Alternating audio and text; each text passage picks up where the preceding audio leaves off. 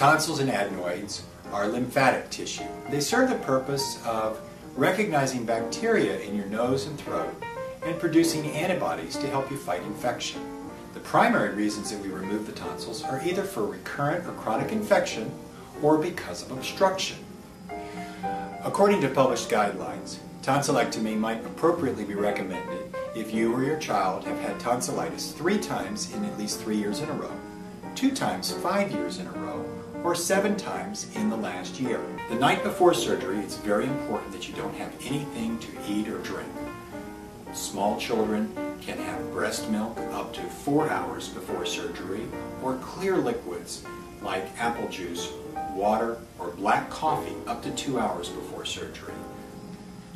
On the day of surgery, you're going to come to the surgery center. You'll be greeted and taken back into the preoperative staging area, where the nurses and anesthesiologist will introduce themselves. Hi, Billy, how are you? I'm the sleep nurse. You'll then be taken back to the operating room and generally put to sleep by mask. Children under 12 will not have any shots or needles before their anesthetic, but will be put to sleep with laughing gas. After your child is asleep, your tonsils will be removed with a device called coblation. This is an underwater electrocautery device that operates at a low temperature. The benefit is that it doesn't create as much heat injury to the throat, and that means less pain after surgery. The risks of tonsillectomy are pain, infection, bleeding, and anesthesia. Pain generally lasts between 7 to 10 days, although it's quite variable, and is generally treated with narcotic pain relievers. Infection is extremely rare following a tonsillectomy and/or an adenoidectomy. A low-grade fever is quite common. Bleeding is the most feared risk following a tonsillectomy.